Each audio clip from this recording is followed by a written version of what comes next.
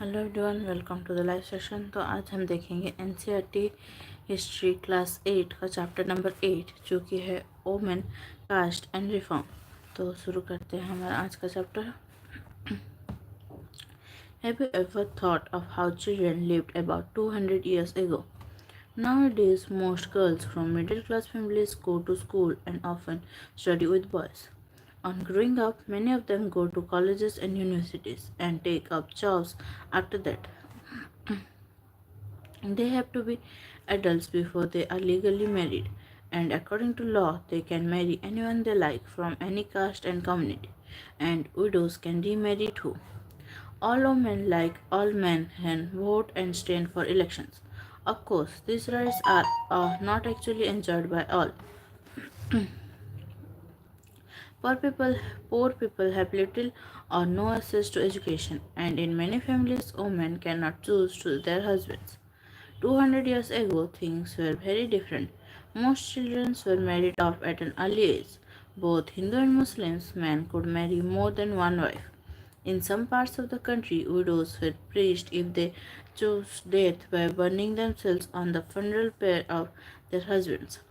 Women who died in this manner, whether willingly or otherwise, were called sati, meaning virtuous women. Women's rights to property were also restricted. Besides, most women had virtually no access to education. In many parts of the country, people believed that if a woman was educated, she would become a widow.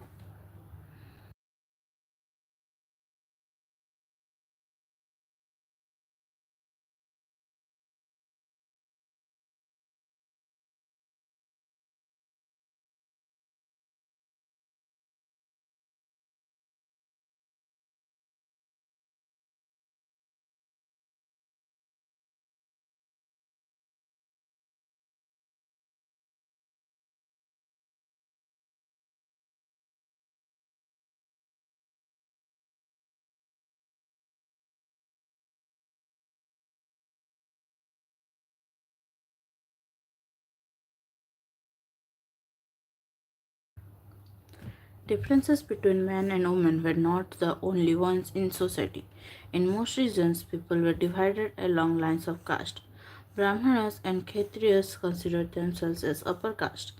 Others, such as traders and moneylenders, often referred to as Vaisyas, were placed after them. Then came peasants and artisans, such as weavers and potters, referred to as Sudras.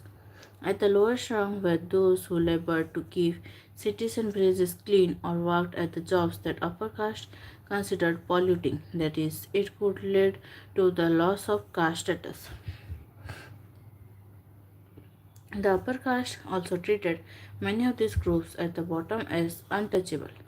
They were not allowed to enter temples, draw water from the wells used by the upper caste, or bath in ponds where upper caste bathed.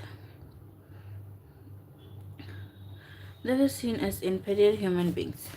Over the 19th and 20th centuries, many of these norms and perceptions slowly changed. Let us see how this happened. Towards change. From the early 19th century, we find debates and discussions about social customs and practices taking on a new character. One important reason for this was the development of new forms of communication.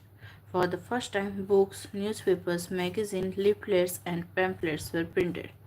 These were far cheaper and far more accessible than the manuscripts that you have read about in class 7. Therefore, ordinary people could read this, and many of them could also write and express their ideas in their own languages. All kinds of issues, social, political, economic, and religious, could now be debated and discussed by men and sometimes by women as well. In the new cities,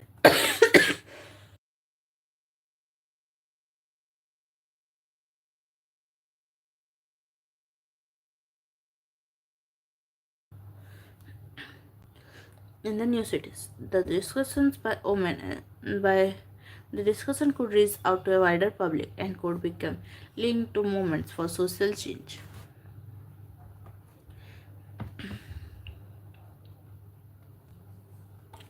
These debates were often initiated by Indian reformers and reform groups. One such reformer was Raja Ram Mohan Roy. He founded a reform association known as the Brahmo Samaj Sabha, later known as the Brahmo Samaj in Calcutta. People such as Ramon Roy are described as reformers because they felt that changes were necessary in society and unjust practices needed to be done away with.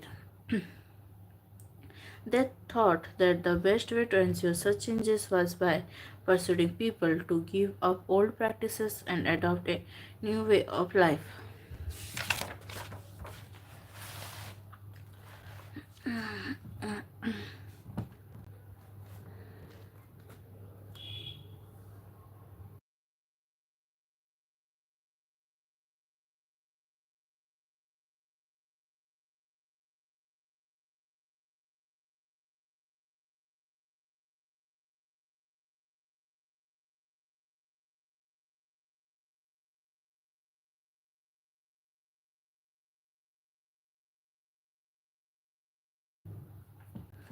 Ramon Roy was keen to spread the knowledge of Western education in the country and bring about greater freedom and equality for women.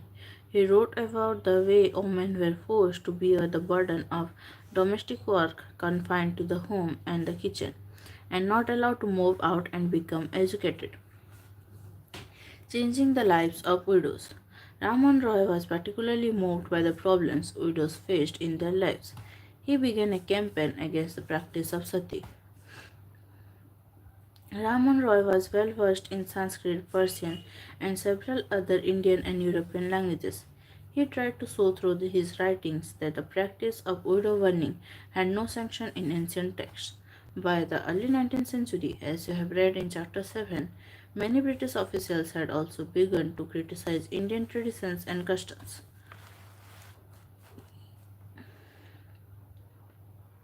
They were therefore more than willing to listen to Ramon, who was reputed to be a learned man. In 1829, Sati was banned.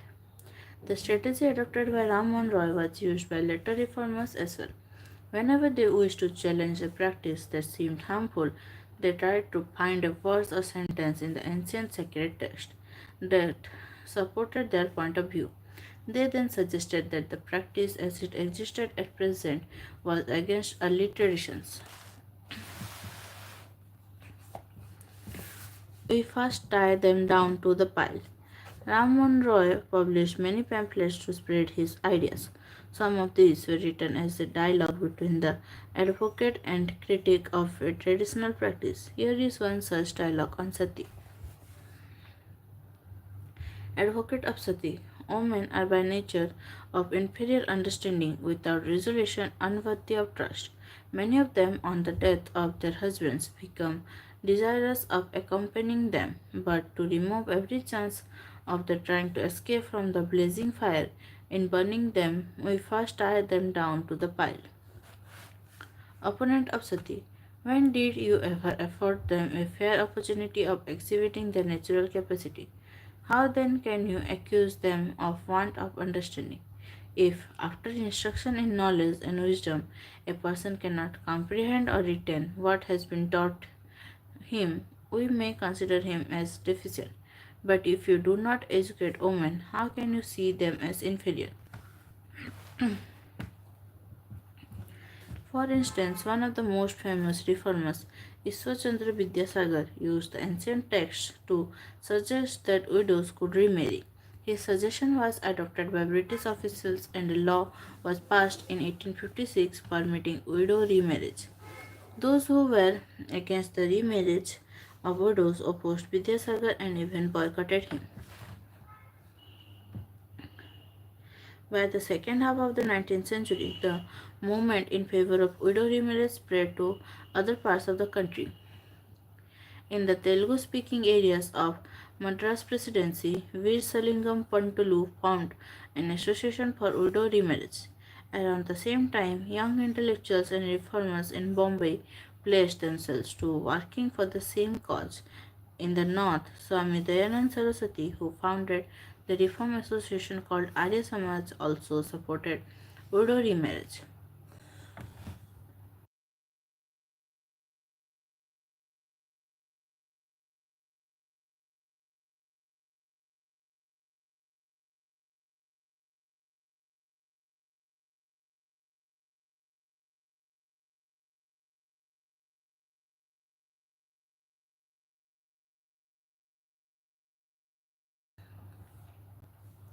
Yet, the number of widows who actually remarried remained low. Those who married were not easily accepted in society, and conservative groups continued to oppose the new law.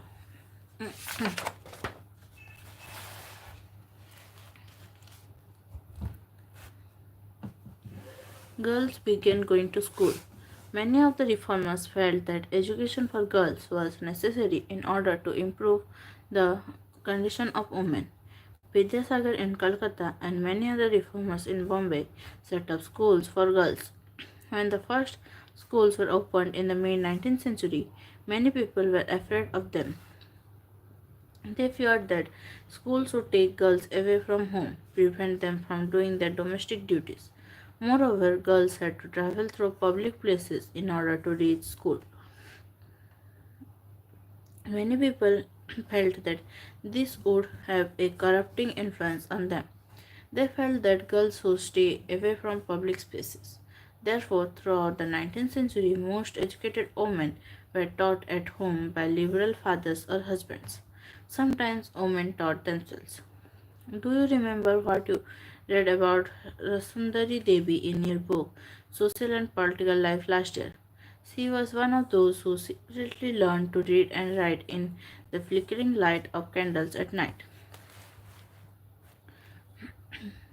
In the latter part of the century, schools for girls were established by the Arya Samaj in Punjab and Jyotirao Phule in Maharashtra. In aristocratic Muslim households in North India, women learned to read the Quran in Arabic. They were taught by women who came home to teach. Some reformers such as Mumtaz Ali reinterpreted verses from the Quran to argue for women's education.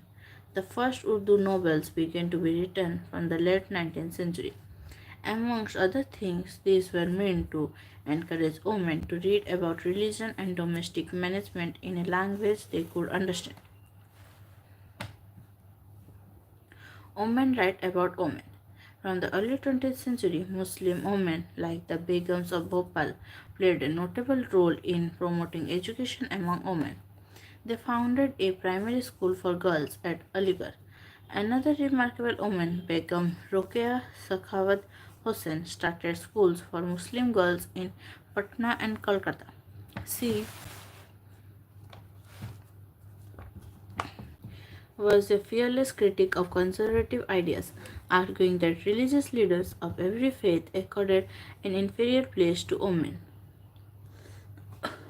By 1880s, Indian women began to enter universities. Some of them trained to be doctors, some became teachers. Many women began to write and publish their critical views on the place of women in society. Tarabai Sindhe, a woman educated at home at Pune, published a book, Stri Purustulna, a comparison between women and men, criticizing the social differences between men and women. Once a woman's husband has died. In her book, Sri Purush Tulna, Tarabai Sindhya wrote, "Isn't a woman's life as dear to her as yours is to you? It's as if women are meant to be made of something different from men altogether, made from dust, from earth or rock or rusted iron, whereas you and your lives are made from the purest gold." You are asking me what? I mean, once a woman's husband has died, what's in store for her? The barber comes to shave all the curls and hair off her head just to cool your eyes. She is shut out from going to weddings, receptions, and other auspicious occasions that married women go to. And why all these restrictions? Because her husband has died. She is unlucky, ill fate is written on her forehead. Her face is not to be seen, it's a bad omen. Pandita Ramabai, a great scholar of Sanskrit, felt that Hinduism was oppressive towards women and wrote a book about the miserable lives of upper caste Hindu women. She founded a widows' home at Pune to provide shelter to widows who had been treated badly by their husbands' relatives. Here, women were trained so that they could support themselves economically.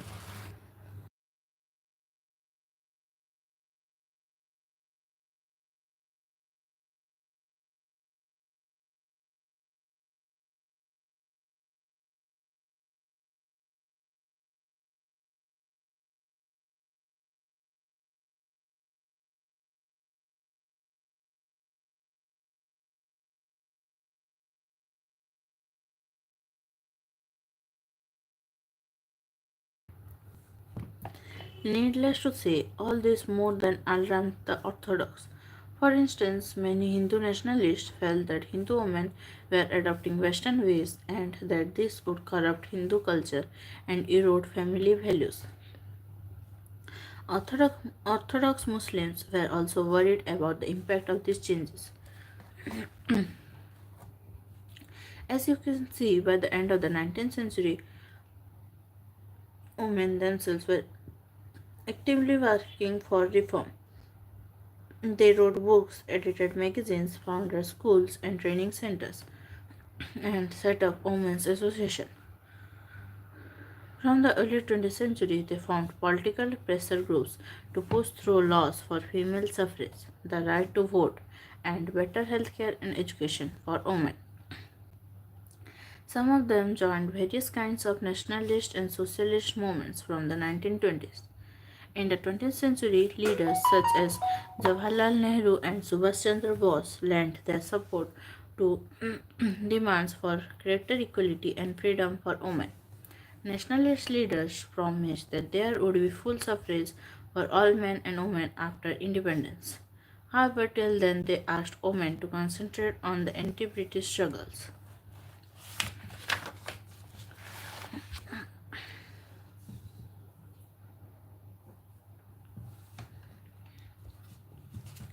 Law against child marriage.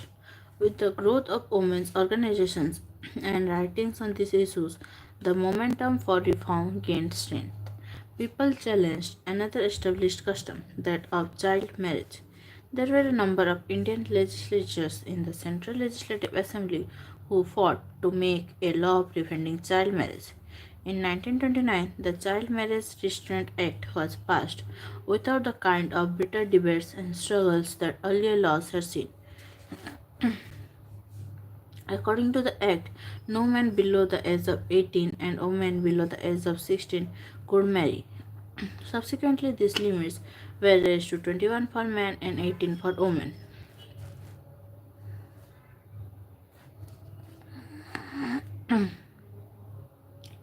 Caste and social reforms. Some of the social reformers we have been discussing also criticized caste inequalities. Ramon Roy translated an old Buddhist text that was critical of caste. The Pratna Samaj adhered to the tradition of bhakti that believed in spiritual equality of all castes.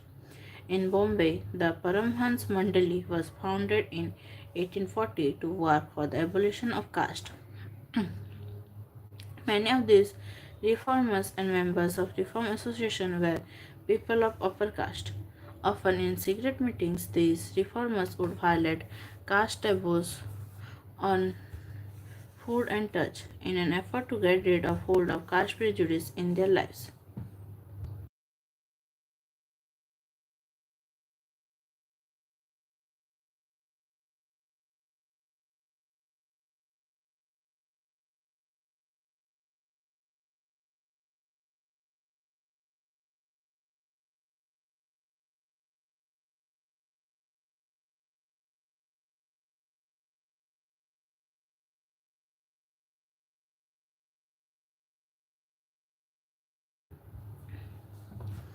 There were also others who questioned the injustices of the caste social order. During the course of the 19th century, Christian missionaries began setting up schools for tribal groups and lower caste children.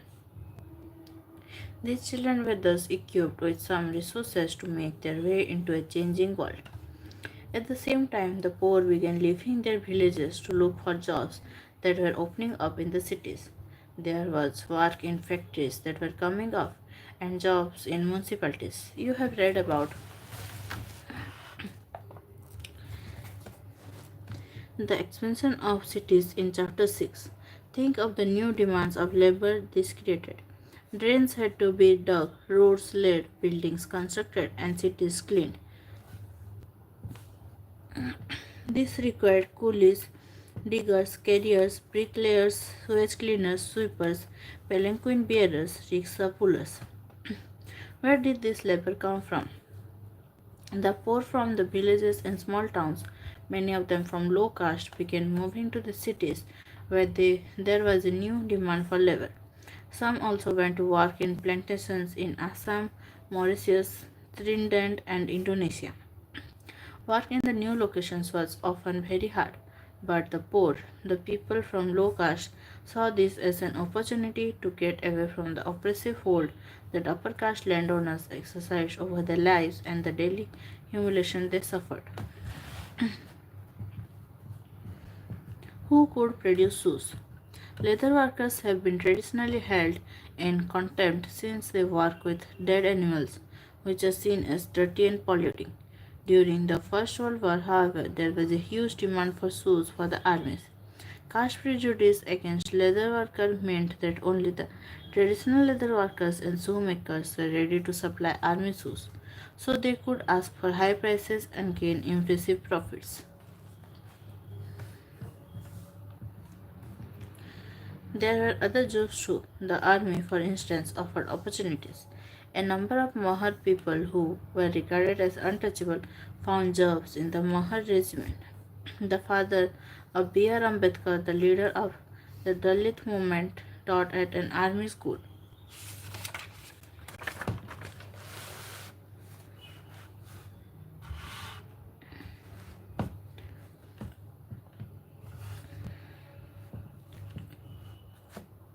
No place inside the classroom. In the Bombay Presidency, as late as 1829, untouchables were not allowed into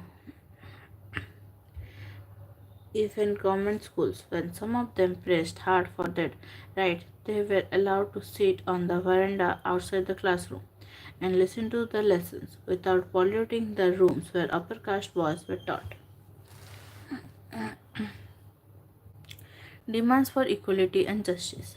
Gradually, by the second half of the 19th century, people from within the non Brahman caste began organizing movements against caste discrimination and demanded social equality and justice. The Satnami movement in central India was founded by Ghasidas, who worked among the leather workers and organized a movement to improve their social status.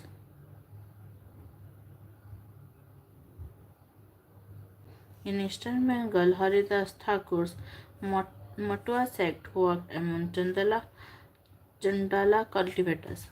Haridas questioned Brahmanical texts that supported the caste system. In what is present-day Kerala, a guru from Ezava caste, Sri Narayan Guru, proclaimed the ideals of unity for his people. He argued against treating people unequally on the basis of caste differences. According to him, all humankind belonged to the same caste.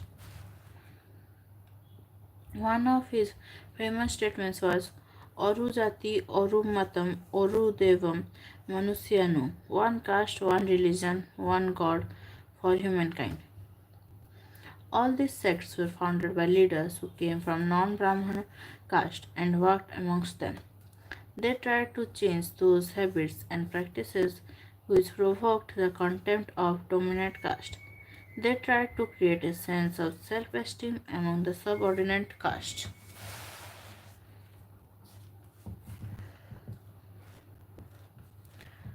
Gulamgiri. One of the most vocal amongst the low caste leaders was Jyotirao Phule. Born in 1827, he studied in schools set up by Christian missionaries.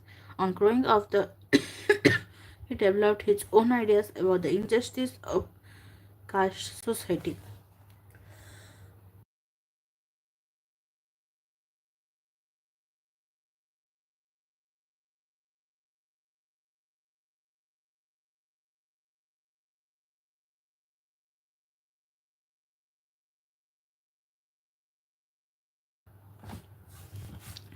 He set out to attack the Brahmins, claimed that they were superior to others since they were Aryans. Phule argued that the Aryans were foreigners who came from outside the subcontinent and defeated and subjugated the true children of the country, those who had lived here from before the coming of Aryans. As the Aryans established their dominance, they began looking at the defeated population as inferior, as low caste peoples.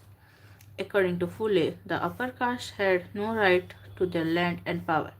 In reality, the land belonged to indigenous peoples, the so called low caste. Phule claimed that before Aryan rule there existed a golden age when warrior peasants tilled the land and ruled the Maratha countryside in just and fair ways. He proposed that Sudras, laboring caste, and Atisudras, untouchables, should unite to challenge caste discrimination. The Satyasodak Samaj, an association Phule founded, propagated caste equality.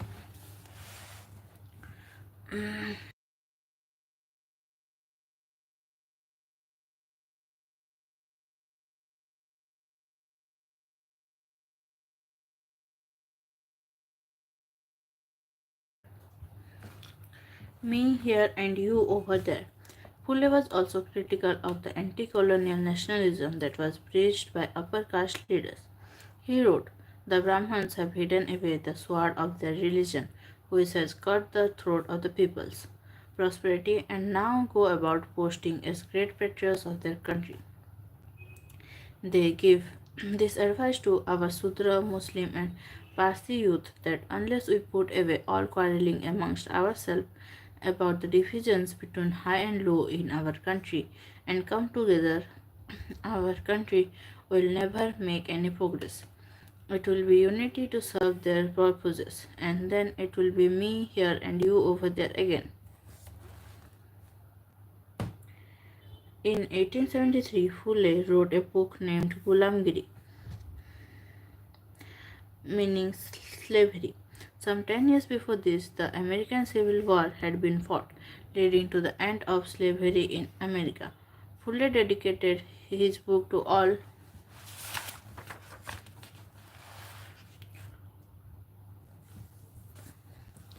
those Americans who had fought to free slaves, thus establishing a link between the conditions of the lower caste in India and the black slaves in America.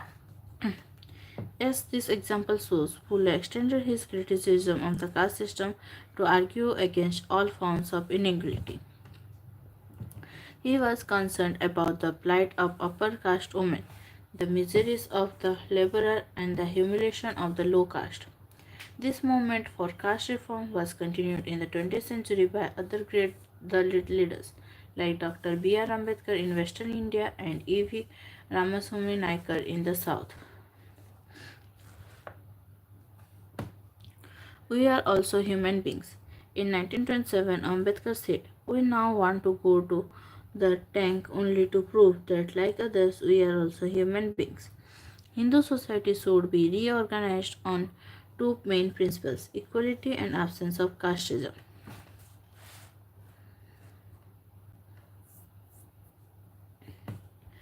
Who could enter temples? Ambedkar was born into a Mahar family. As a child, he experienced what caste prejudice meant in everyday life. In school, he was forced to sit outside the classroom on the ground and was not allowed to drink water from taps that upper caste children used. After finishing school, he got a fellowship to go to the US for higher studies. On his return to India in 1919, he wrote extensively about upper caste power in contemporary society. In 1927, Ambedkar started a temple entry movement in which his Mahar caste followers participated. Brahman priests were outraged when the Dalits used water from the temple tank. Ambedkar led three such movements for temple entry between 1927 and 1935. His aim was to make everyone see the power of caste prejudices within society.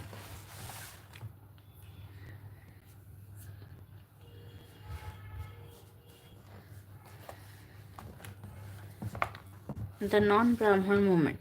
In the early 20th century, the non-Brahman movement started. The initiative came from those non-Brahman castes that had acquired access to education, wealth, and influence.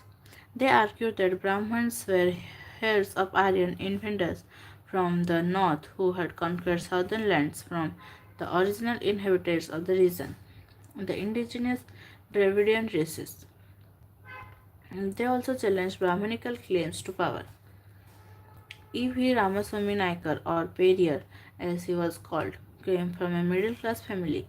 Interestingly, he had been an ascetic in his early life and had studied Sanskrit scriptures carefully. Later, he became a member of the Congress, only to leave it in disgust when he found that at a feast organized by nationalists, seating arrangements followed caste distinctions. That is, the lower caste were made to sit at a distance from the upper caste. Convinced that untouchables had to fight for their dignity, Perrier found the self respect movement. He argued that untouchables were the true upholders of an original Tamil and Dravidian culture, which had been subjugated by Brahmins. He felt that all religious authorities saw social divisions and inequality as God given. Untouchables had to free themselves, therefore, from all religions in order to achieve social equality.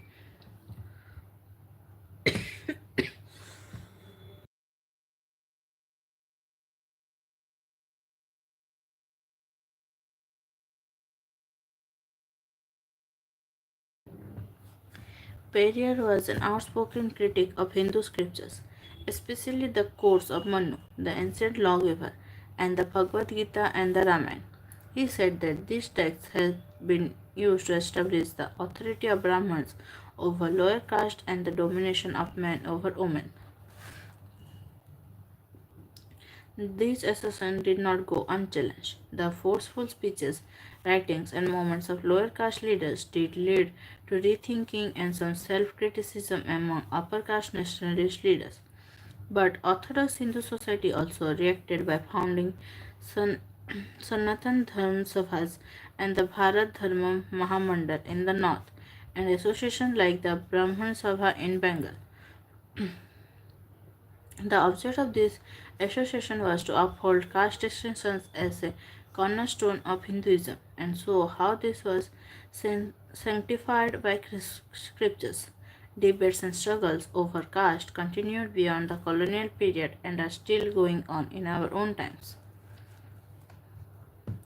Perrier on women. Perrier wrote, only with the arrival of words such as Thara Mukurtham, our women had become paupers in the hands of their husbands.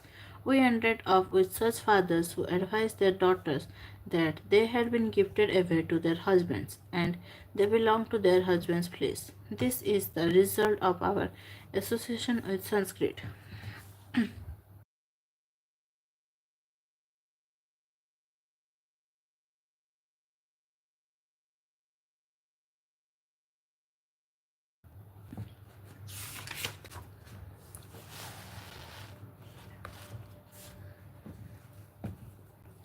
Organizing for reform. The Brahmo Samaj. The Brahmo Samaj, formed in 1830, prohibited all forms of idolatry and sacrifice, believed in the Upanishads, and forbade its members from criticizing other religious practices. It critically drew upon the idols of religions, especially of Hinduism and Christianity, looking at the negative and positive dimensions. De Rosio and Young Bengal.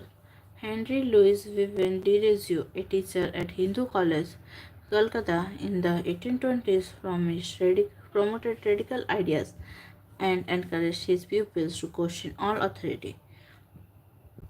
Referred to as the Young Bengal movement, his students attacked tradition and customs, demanded education for women, and campaigned for the freedom of thought and expression. The Ramakrishna Mission and Swami Vivekananda. Named after Ramakrishna Paramahansa, Swami Vivekananda's guru, the Ramakrishna Mission shared the ideal of salvation through social service and selfless action.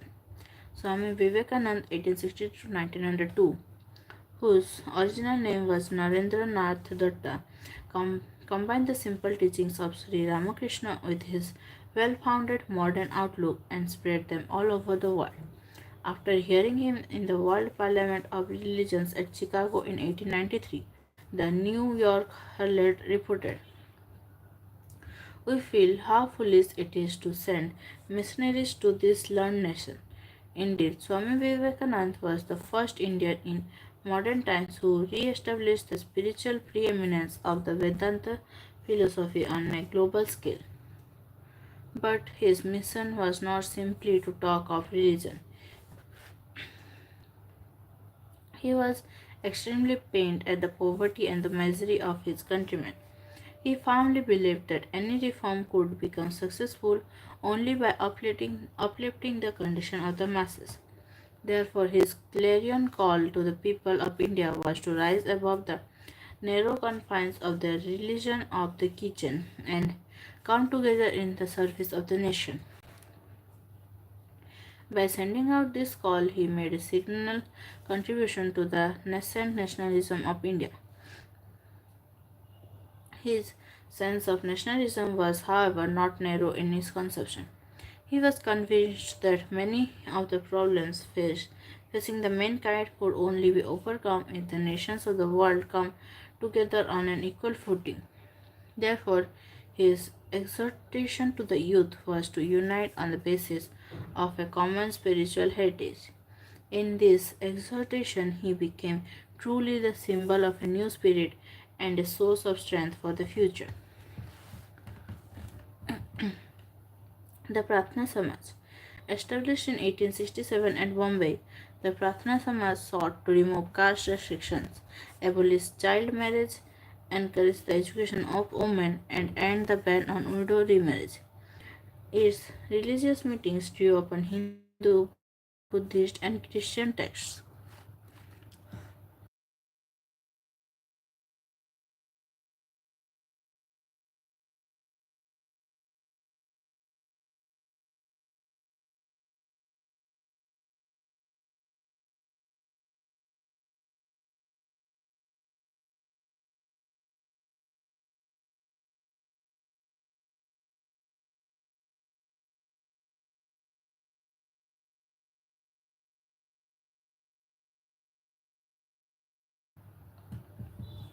The Veda Samaj.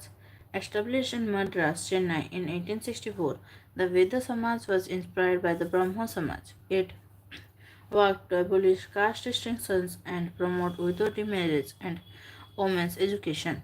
Its members believed in one God. They condemned the superstitions and rituals of Orthodox Hinduism. The Aligarh movement, the Mohammedan Anglo-Oriental College founded by Syed Ahmad Khan in 1875 at Aligarh, later became the Aligarh Muslim University. The institution offered modern education including Western science to Muslims. The Aligarh movement, as it was known, had an enormous impact in the area of educational reform. The Singh Sabha movement, reform organization of the Sikhs, the first Singh Sabhas were founded at Amritsar in 1873 and at Lahore in 1879. The Sabhas sought to rid Sikhism of superstitions, caste distinctions, and practices seen by them as non-Sikh. They promoted education among the Sikhs, often combining modern instruction with Sikh teachings. Elsewhere, black slaves and white planters. You have read about how Jyotirao Phule established a connection in his book Gulamgiri in America. What was the system of slavery? From the time that European explorers and traders landed in Africa in the 17th century, a trade in slaves began. Black people were captured and brought from Africa to America, sold to white planters, and made to work on cotton and other plantations, most of them in southern United States. In the plantations, they had to work long hours, typically from dawn to dusk, punished for inefficient work and whipped and tortured.